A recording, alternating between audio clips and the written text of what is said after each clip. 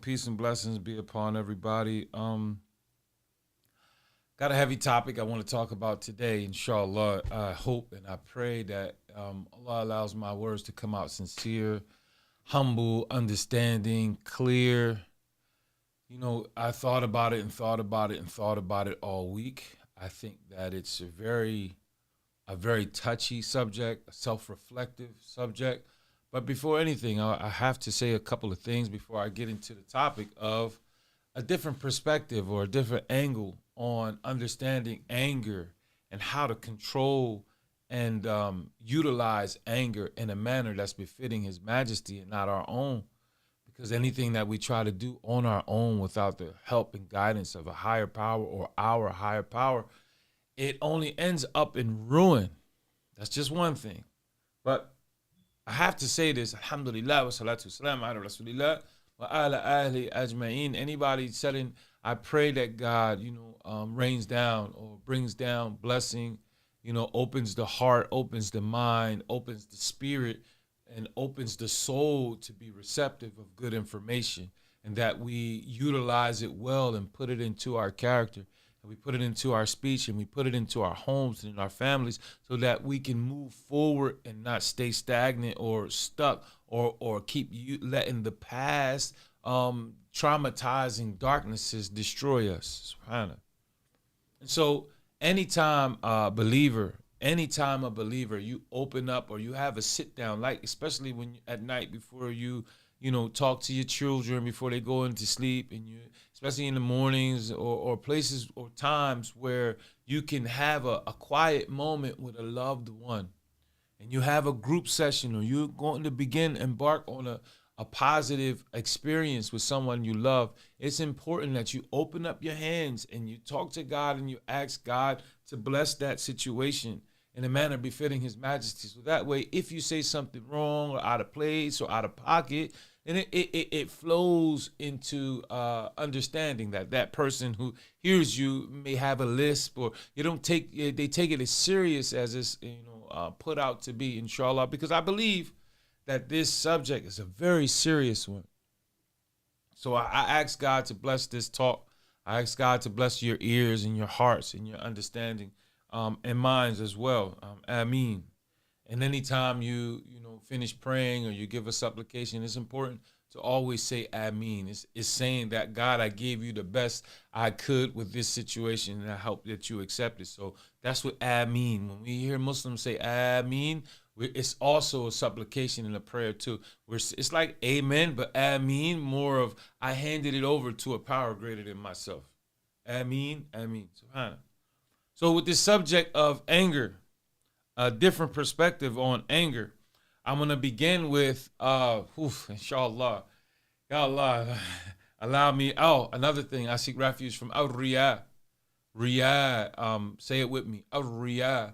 Al-Riyah is to do something or say something or do something, calling it something from God, but you have a different a motive. You want likes and comments. You're doing it for other than His sake and His sake alone. So I ask Allah to protect me from showing off, from trying to gain a status or fame from it. I just want to bring about a good perspective or awareness, and try to stop death, or try to stop harm, or try to stop jail time, or try to stop something, or another, or try to stop our enemy from getting into our households and destroying it from the inside out. And I am an example of that, myself. So again, this subject is something very, very, very difficult, yet sensitive and understanding for me. I need to get it out, inshallah.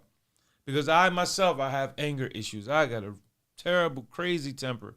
It's crazy. Like once I blow my top, it's over. Like I don't want to hear nothing. I'm getting at you. It's going down. Either one of us, something going down, right? So may Allah forgive me for losing my temper at times and not thinking, like a believer. We'll get to that, inshallah. So I want to begin this subject, inshallah, with a ahadith, or a saying, or a situation that occurred with our messenger, peace and blessings be upon him. So for the sake of better time, I've read the ahadith, and, forgive me for not being specific on it, because I don't want to be too kind of too religious. I want to be more understanding. Remember, This show is about adinu nasiha, giving a positive advice to the people that you love. And hopefully they take the advice and understanding, from heart to heart. I want somebody to say something I wish they would have said to me when I was coming up, that kind of thing. And not more of a preachy, that's for the imams and so on. So if I say something along that line, go ask the imam, go Google, go do what you got to do and research the information before you, just believe. Because anybody without knowledge can bring you dirt and you'll believe it to be gold. Pause. Believe. Anyway, so so there was I call something to the effect of a man who came, and our messenger was sitting there with his companion, his best friend, Abu Bakr. They was sitting there, peace and blessings be upon him.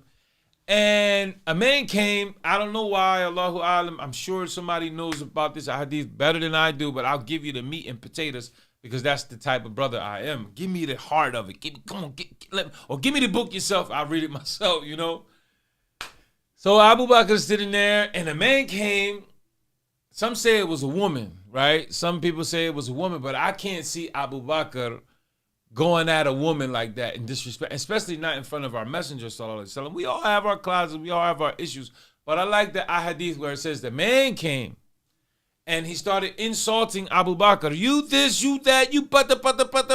He was going in on our companions, radiyallahu an, peace and blessings. May Allah be well pleased with the companion. And the Prophet, peace and blessings be upon him, was sitting there quiet. The man is going, you M and F, and whatever he was saying of anger. He was very irate and he was going at them. And Abu Bakr was sitting there, and sometimes you try and exude patience. You try to be humble as you can. You try your best not to explode.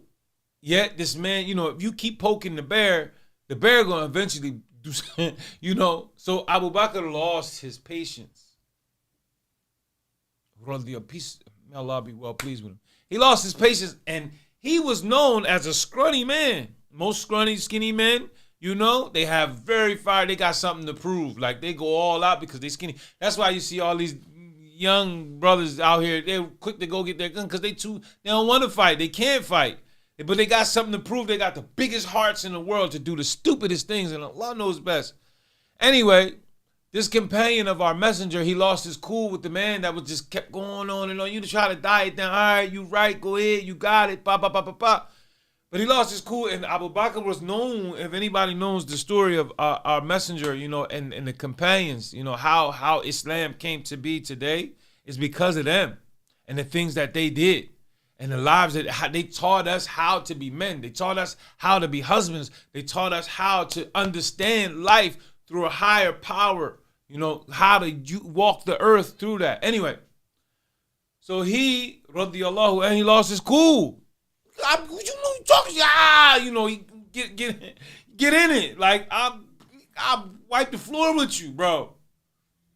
And the Prophet, peace and blessings be upon him, sitting there, right? You would think that's my homie, that's my companion, that's my bro. You run riding a dime, bro. You ain't gonna just talk to my homie like that or about my homie like that, right? Just thinking about it. Can't just let you say anything, bro. Watch your mouth. Prophet ain't say nothing. He got up and he, peace and blessings be upon him, our messenger, our beloved, the beloved, he walked away. He walked slam away. So Abu Bakr and the man going back and forth, and Abu Bakr, see, this the mentality of a believer. The mentality of a believer is something more important being given to me here. In the midst of the darkness, in the midst of the storm, in the midst of a situation, you paying attention. You watching for signs, you watching for revelation, you watching for goodness, you watching for positivity, you being aware of good being around or coming around. Angels over demons, right? So Abu Bakr, he realized him. He ain't say nothing, like he ain't punching, like you expecting your homie, jump right in, right? Prophet sallallahu alaihi wasallam just walked away. So Abu Bakr cut short the argument, and he chased. He got behind the Prophet, and he went behind. He got right in front of the Prophet. He said, "Ya Rasulullah sallallahu alaihi wasallam." Like you know what's going on. Like he understands that the Prophet is upset about the situation, But being a believer, man, are we always on point? We have to always be on. Listen, there's just so much wisdom in it, right? He got in front of the Prophet telling me, he said, "Ya Allah, like, Ya Rasulullah, the messenger of God, like, that man was just disrespecting you. Ain't see, like, he was just going in on me, like, he called me all kind of unfalse disrespect. You didn't say anything. But when I said something back to him, instead of, you getting in it and defending me, you just, what's up? Like, I don't get it. I know it's something. Like, explain to me what's going on, right? And I'm wheeling us into the subject of a different perspective on anger. So the Prophet told him, the whole time that man was disrespecting you, and I think I said this hadith before, but it's one of my favorites amongst two that I'm gonna share today. He told him, the whole time that you were there, quiet, humble, in your essence, you know what you do, you know who you are, you know what we are upon. The whole time you were quiet, and that man or those people, now let's get a broader perspective. Those people putting things online about you, those people lying to you, lying about you, slandering you, disrespecting you, backbiting you, doing things to you that you know aren't true, or of your character, or of your family, or of our situation, of a Siratul Mustaqim, right? The straight path. You know that what he's saying ain't got nothing to do with what we bringing and what we on. The whole time you were quiet, there was an angel there defending you. You ain't have to say nothing. Your character speaks for itself. Who you are, what we upon. Islam speaks for itself. If you on righteous, and if you on that thing like that, or even striving to be, there's the angels, there's truth. It defends itself. Your character defines itself. You're humble, you're meek, you're hijab, sister. And how you wear it, it defines itself. Subhanallah. And so while you were quiet, the angel was there. Subhanallah. Defending you. But the moment you lost your cool, you snapped. The moment you lose it, the moment that you give in to the wiswas of the shaitan, right? The whispering, the evil, the thought of the shaitan, the moment he gets in your ear and throws you off and you snap, the angel leaves and the shaitan takes his place. A devil comes, a jinn comes and takes his place. And he told him, and I do not sit or play or mess around with no jinn. So that's why he walked away. So it's amazing, right? That's crazy. It's amazing.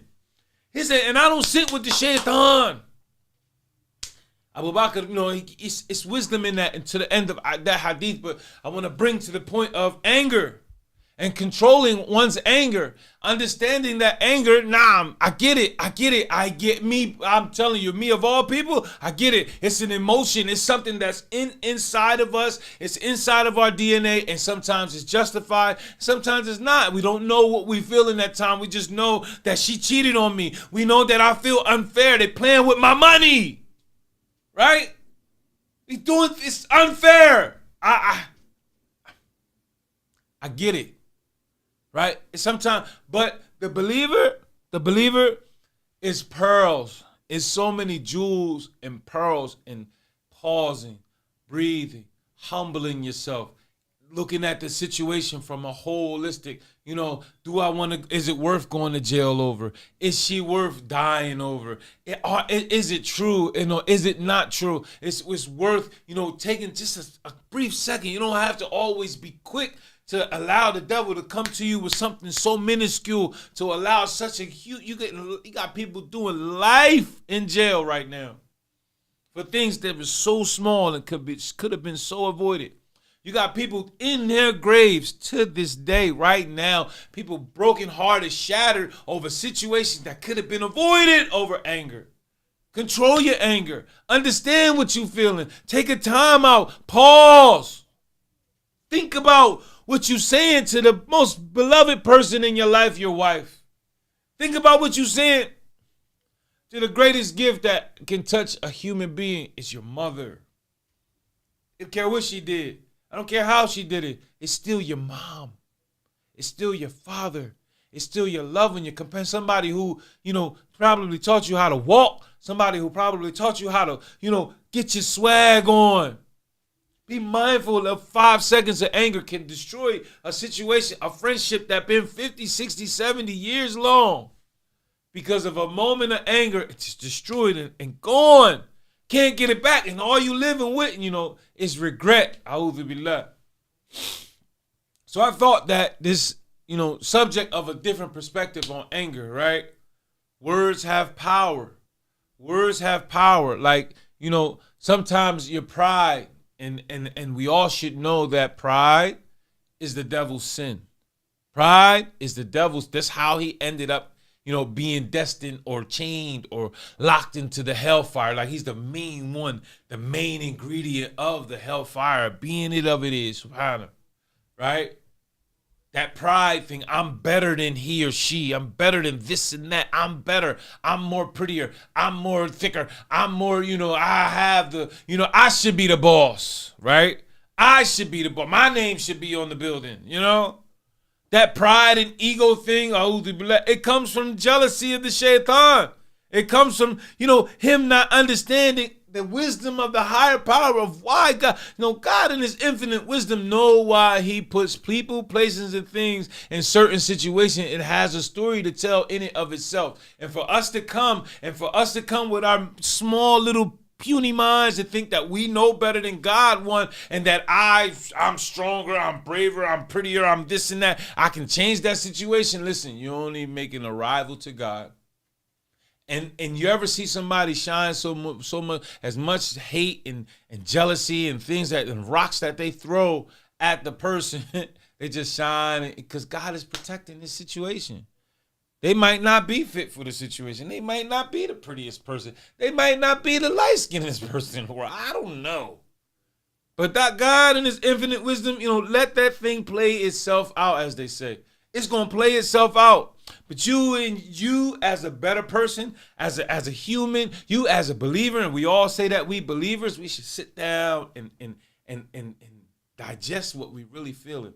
Why am I hating on this? Like, hey, sometimes some people be having more than the person that they hating on. A better life, a bigger house, and a whole situation going on, and yet they jealous of somebody homeless. Can't get it out, don't understand, right? But that thing of anger, I get it, it's respected. But the believer deals with the emotions, man. That take the time to get to know yourself better. Learn how to control your anger. Learn how to utilize your anger. I read and I heard, and I keep understanding that the believer, when he or she is angry, and you throw a rock at the tree, fruits fall off of it. Like you take a brick or rock or something and you hit the tree of the believer, the anger of a believer, jewels fall off of him or her. They smile at the situation. They look at what's like I see you trying to get to me, right? I see you putting thorns in my path. I see you being, and you take that and you give back to them jewels of wisdom. I love you. Like, what you need something from me? Like, what you trying to get okay, I'll give you my attention, right? What's going on? You jealous? I give you more attention to your brothers and sisters than I give over to you. I apologize. I'm sorry. They get jewels from it. Like, damn, I was doing all this and that, and mom still loves me. Dad still loves me. My bro still my homie. The believer, jewels fall off the tree of the anger from them. Not, tit for tat. Not, this one and I got to do, you hit me, I got to hit you back, you do something to me, I got to, and allowing the shaitan to cause a bonfire between beloved companions and loved ones and family members. A big old fire over, not talking to each other for 40, 50, 20, 10, 15 years. Time to elapse. Things done changed. Family members done grew up, don't even know their uncles or their aunties or their cousins. Because of moments of anger and stress that happen, we just can't let things go. And that's a major problem. We just can't let things go. A'udhu billah. Seek refuge with God from the accursed shaitan and devil that may have gotten in your home and causing family members room next door to a room And the distance of 100 years of anger is causing them not to speak to one another inside the same home. That's how you know the devil's inside of your house. A'udhu billah.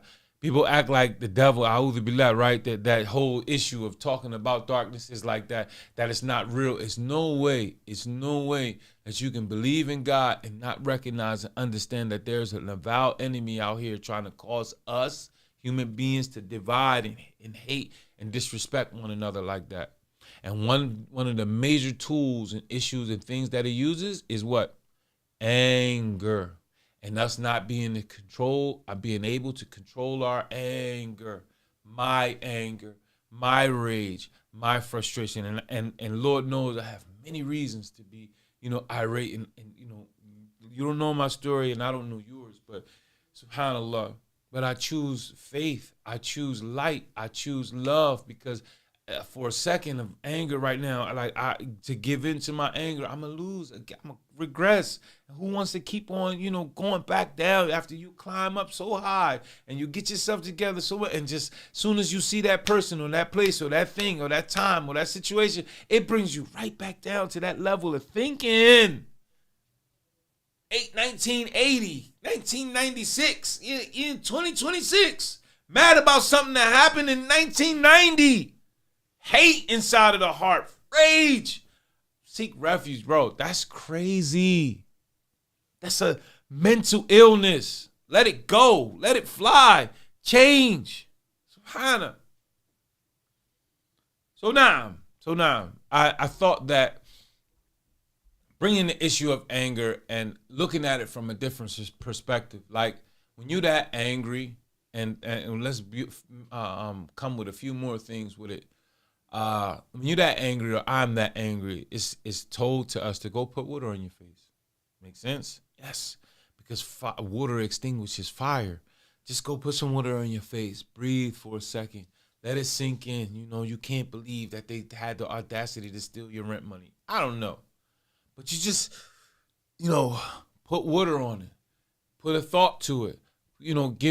Make a prayer first if you have to. But before you initially go, because he's right there nagging you, go beat him up. Go,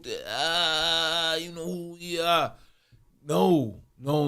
Breathe, because you are the bigger person in the situation. You are the smarter person. You are the adult. You are the example. You are the mother. You are the father. You are the example of what good's supposed to be. And here is the perfect opportunity to prove that you are that to your higher power in the fit of rage. In the midst of your rage, when you're that angry, it's the best time to show God how much you love him. It's the best time to sit down and really show that, this too shall pass. This all you got. Like, I know you test. Sometimes anger is a test. Sometimes situations that occur to us and me, myself, it's a test from God, because don't think because I say out of my mouth that I believe in God and I've changed and I'm sorry and I apologize and I won't do it again and this and that. God will put a test on you, like really, really a sensitive, hard time test to see if you really, really, really, really, really have changed. And it'll be the smallest thing you least expect, like some money, because most of the time, it's money that makes us that angry. Like when we don't get the money that we thinking about or need or want, or we don't have no money at all, we turn to savage mode. We get on demon time over just open our souls and open our good selves up to be used by our enemy to go and commit murder, commit suicide, get on all kinds of drugs, do all kinds of the evils and harms, and we get on a real savage path to go and try to get to $1 and get to the dollar and still not be satisfied. It's never a freaking enough money. Every day you waking up and it gets worse over time. So the smallest things are $10 set you off on a murder spree. $10. A bag of trash. A'udhu billah. May Allah curse the shaitan. May Allah, I take this time out to say, and you should say with me, oh Allah, take the devil from my home. Oh Allah, take the devil from my home. Get the devil out of my child, out of my home, out of my heart. Get that evil and that darkness away from me. Out of bringing light, Change my perspective on life, Ya Rabbi. You know, oh Ya Rabbi, oh my Lord, right? Ya Rabbi. You'll hear believers say that from time to time. You know, when you're in a situation and you're unsure, yeah, and you before you thinking about, you know, punching or whatever it is you initially thinking about doing to this, that, and the third, you'll hear a believer say, Ya Rabbi, oh my Lord. Like if you only knew. So it's oh Lord, like Ya Rabbi, Ya Rabbi is my Lord, Ya Rabbi, Ya Rabbi, right? And you putting God in the situation before you put your own ignorance into it. So you'll hear that. Inshallah, you take note on that, Ya Rabbi, and use it. You can also say things like A'udhu Billah. Sometimes you sense the devil in that situation because you know the loved one ain't as acting abnormal. They got to be on some type of drug, some type of time. Something got to be going on at home with his or her, my sister, my brother. Something ain't right. So you say A'udhu Billah. I seek refuge from the devil that's apparent in this situation. Oh God, because it's a lot of things you can do. It's a lot of things you can attempt to do, but sometimes, again, like I said, God in his infinite wisdom allow things to happen because he wants the person maybe to wake up and realize that they out of pocket. Maybe because he wants you to realize that sometimes you're out of pocket and you're jumping to perspective, and you're jumping to conclusions, and you're getting in everybody's business, and maybe you should pump your brakes. So he allowed things to happen so you can see your stupidity or my stupidity in a thing or two that we should be really, really wise on by now. Who wants to keep on tripping over the same rocks? Subhanallah. Who wants to keep on making the same mistakes year after year, time after time? Who wants to be stuck in an addiction that long? When you look in the mirror, you don't even recognize yourself when you that irate because you can't get something haram or detrimental to your own situation or to the situation at hand. And you looking in the mirror, you that mad and you that frustrated. Just look how silly you look over being mad about the thing that you mad about. And it'll change your perspective, inshallah, God willing. And Allah knows best. You know, sometimes you just got to give it over to a power greater than yourself. Again, when the believer's tree is struck by rocks from the devil or from whatever, lo que sea, como dice, right? Lo que sea in Spanish, whatever it is, lo que sea, right? Whatever it is, whatever the believer is struck with something, his or her tree, the fruits fall from it. We know how to, channel it because we have a release. We have a situation. We know who our Rabb is.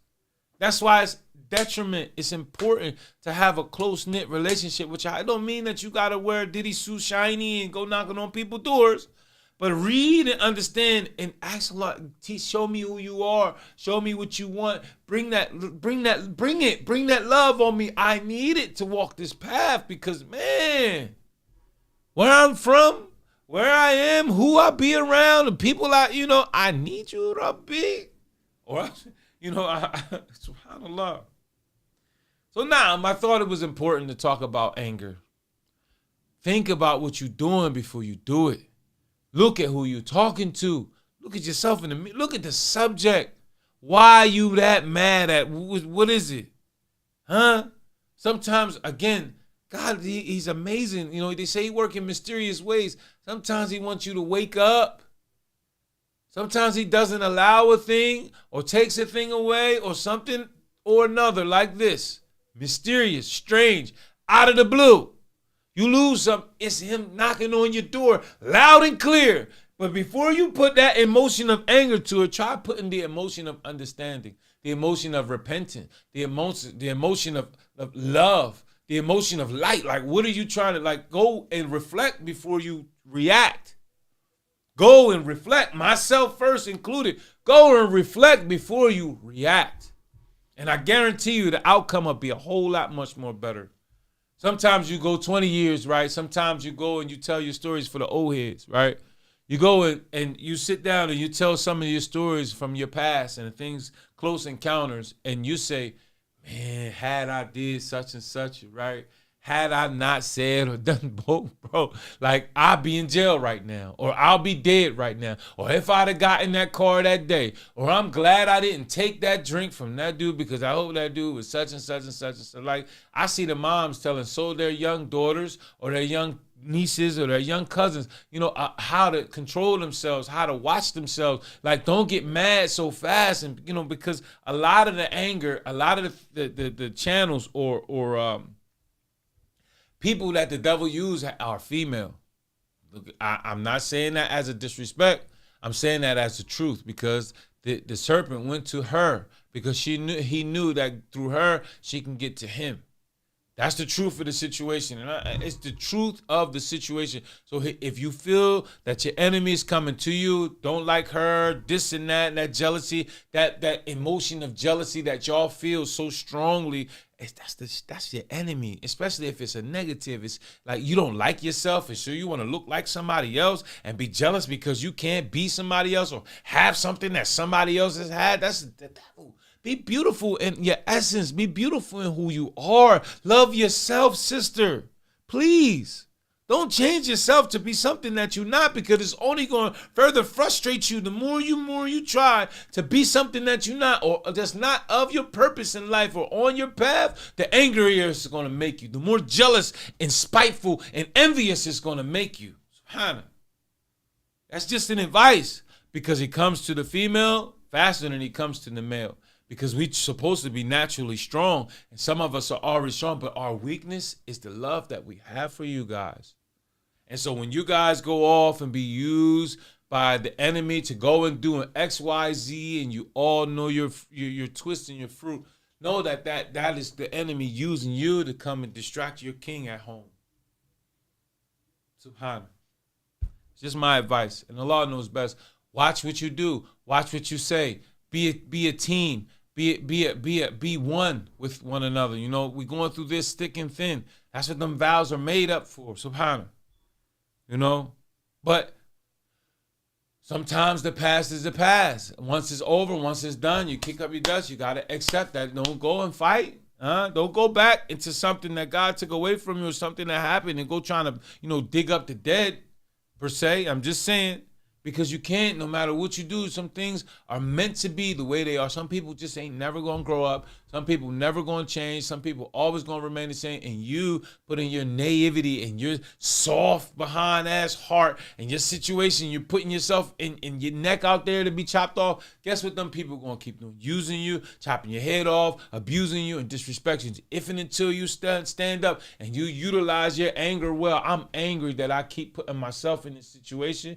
And you move about in a manner befitting his majesty, meaning you got to draw a line. You got to draw a line. I can't, right? I'm angry, but I'm tired of being angry about it. I've been angry about you not changing for years. I've been angry about you disrespecting me for years. I've been angry. I'm so angry that I can't even work half the time. I can't even sleep half the time because I'm spending so much anger and emotion and time into this situation that it's not going to change. And so you use that anger and that emotion from today forward to do something positive, like walk away. Silence. I can't. You know why I'm mad. Like, sometimes it only take a look. You look at the person. They know what you think. No. Like, again, you high again? You drunk again? Like, ugh. You don't see it ain't no food in the refrigerator? You don't see that? You almost caught the house on fire, You don't see that such and such is dead because of your same get up and behavior. Ugh. So you do something with that anger and walk away, give it to a power. I surrender. I can't. It's taking too much out of me and you to be this angry and disrupted and derailed from I got a purpose too. I got to live too. I got to survive too. I got other kids. I got other situations that are commanded or demanding my situation. And I'm spending too much time on yours and it's nothing coming from it but dry, rotted out fruit. Anger is a tool, a trick of the shaitan. If you don't use it right, he'll use it for you. And in the end, when you stand before God and your scroll is handed to you, guess who the author of your scroll or your book gonna be? The one that you denied the most, that been there the most, using you the most. And it said in the text, it's clear. It says, God called you to a promise. He gave you a purpose. He brought you into existence for Surah 14, right? Ayahs 22 to 24. Allah explains clearly, God explains clearly the motive of the shaitan. It's God gave you a promise, brought you to existence. So, and the explanation is he gave you purpose, a divine, beautiful light. And I too gave you something. I gave you, the wiswas. In your ear, chopping your ear, calling to something. God's promise is true. Mine is deception. So this day, talking about the day of judgment, when you stand before God, don't blame me. Allah is telling us what the devil gonna say. He's literally giving us a future play, how to use that wisdom in a manner befitting his magic and walk in light, right? He's saying that on that day, he's going to flee like a coward and leave you with all this junk on your scale or on your book of records. Lies, deceit, deception, murder, rape, disrespect, all kinds of stuff on you. And you're going to try and blame him or put your mom in front of you or whoever to deflect from the punishment that's coming in this life and in the next. But the only one you're going to be left with, the only one that goes in their grave, is us individually by ourselves. And we're going to be standing on the scale by ourselves with all this stuff to nobody to blame but who? Ourselves. All for what? A moment of anger that we can control while we're alive. We control our lives. We control our thoughts. We control that stuff. We can't blame nobody but ourselves. You just got to have your mind straight. Got to have your heart straight. Got to be, listen, we nothing without a higher power. We nothing without understanding, bro. Real talk. Like, sit down and learn some positivity. Learn some light. Bring some light into your situation. It can't all be dark because it's all going to show in your character and how you move about. All of it can't be dark like that. And so as soon as anger comes to the smallest things, you blowing up. And you can't go get your gun for a cigarette, bro. You can't go get your gun for a nick of weed, bro. You can't go get your gun for $15, $20, bro.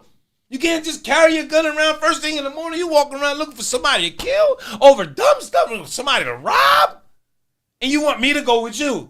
You want me to get in the car with you just on some no good demon time, angry, that angry, bro. Go talk to somebody, man. So go talk. It could be possession. Could be a devil, jinn possession going on. But I don't expect my son. I'm telling my son, you tell your daughters, don't hang with somebody with that type dark time energy. You could just read it. You can see it off of how they use their words, how they treat their moms, how they treat their girlfriends. All the things that you hear on it. Every time you hear something dark about X, Y, and Z person, then don't put your children, don't allow your children. I don't want you to be with such and such. I'm telling you for your own good. Because the moment of your anger, the moment of your disagreement, y'all going to be fighting. And I don't want to pick up my child dead off the street. And I don't want nothing to happen to my daughter driving all drunk doing something because you driving with a girl that's 10 times jealous of you and you don't even know it. You don't see it. She's jealous of you. She disrespect, angry, frustrated. Control your anger. Control your emotions. Use the book well. Use your faith well. Use your wisdom well. Use your wisdom over your emotions. Say again, our wisdom is before our emotions. God is before your anger. God is before everything, subhanahu. It's the truth of it. So I think, I said enough on this subject. And Allah knows best. You fill the room about how to prevent anger from death, how to prevent anger from jail time, how to prevent anger from, divorce, how to prevent, anger, how to use anger well, like to avoid the dark and to bring the light from. Again, I say, and I love the statement. You strike the tree of a believer with anger, an angry rock, and fruit and wisdom comes down from it. You expect to hit him and bust him open and, with all that jealousy and all that envy and all that anger you got going on to the believer. But nothing but fruit falls off of it because we see the broader perspective. We see the bigger picture. Or we supposed to see. Like, is she really, so you expect her because you jealous of how she moved and how Light moves with that sister, you really expect her to just rip her hijab off, or take her hijab off and get into a fist fight with you and be the belligerent and disrespect? Nah, our sisters don't do that. A believing sister, a believing female, in and not just for Muslims, just for believing a woman with dignity and respect and self-respect for herself. Ain't no way she gonna get into that type time off of instinctive, somebody that would do that. That's just how he moved. But we see that stuff type time coming because we listening well. Our ears, we only listening to things that are positive. We're only walking and being around light and love. So when those type time situations come, it's legible. So when you come with your rocks to try and hit a believer's tree, expect the fruits of love and understanding to come down, and not tit for tat. Like, I don't want to beat you up. Like, for what? What brownie points do you get for beating somebody up who already don't like themselves or loves themselves? What brownie points do you get from arguing with an idiot? Somebody in the subject, we arguing over stupid stuff. Like people don't even care about a situation that ain't got nothing to do with our situation as a whole or community or better. Why argue? Like, why I'm putting I said enough. And Allah knows best. Control the anger. Wisdom over emotions, correct? Wisdom over emotions. Allahu Akbar. So I'm Umpa Abdul Wakil. Again, I don't know anybody know about Umpa. My grandson gave me that name. They asked me what I wanted. I had a hard time accepting it. I was getting old and I was going to have a grandchild, my first grandchild. So they asked me what I wanted him to call me. And I remember watching this movie I saw years ago, and how all the kids, they would grab their little things and come at story time. Oompa going to tell a story. Oompa's coming. And they respected his character. They respected Oompa. And some of them weren't even his grandchildren, but they told their friends who told their friends, Oompa's telling the story. Oompa's the man. Come, Oompa. So he got all that. So I thought that it would be cool, instead of grandpa or pop, which I couldn't accept, that Oompa, and it stuck. He calls me Oompa until this day. So do my granddaughter, Subhana. So I love it, So, and Abdul Wakil, Allah is Al-Wakil. Allah is Al-Wakil. Al-Wakil is the trustee. God is the one you can trust the most, and you better trust the most. Especially in those unsure type time situation, you go to the trustee. Al-Wakil. Allah is Ya Al-Wakil. I trust you. I know it has that's mine. That's me. But Abdul Wakil is the word abd, or slave or servant. Abdul is the servant, slave, servant of, right? So I'm Oompa Abdul Wakil, right? I'm Pop or Grandpa too, and that's for my grands. Abdul, the slave servant of the one I trust the most, and that's God. Oompa Abdul Wakil. I'm your host. This is Finding Humility Through Change. I hope you enjoyed or learned something. If I said anything positive and true, understanding with love, adinu nasiha. I give you sincere advice for myself that I should learn, and I pray that my heart is accepting of the knowledge or wisdom or advice myself, and I put into action myself before anybody, that I'm a better imam, that we better imams at home before we imams anywhere. Subhana. And that it came from Allah and the angels. Anything positive, light, and touching, anything that we can use to better ourselves, it came from God and it came from angels, And anything I said that's disrespectful, negative, you don't agree, it made you frustrated, made you mad, I've ruffled some feathers, forgive me. And it came from the shaitan and the evil that comes with that whole situation. I pray I didn't do that, but it has to be said. Now, this is Finding Humility Through Change. I'm Oompa Abdul Wakil. Inshallah, I'll see y'all next week with a beautiful subject. Peace, guys. Have a good night. Have a good day.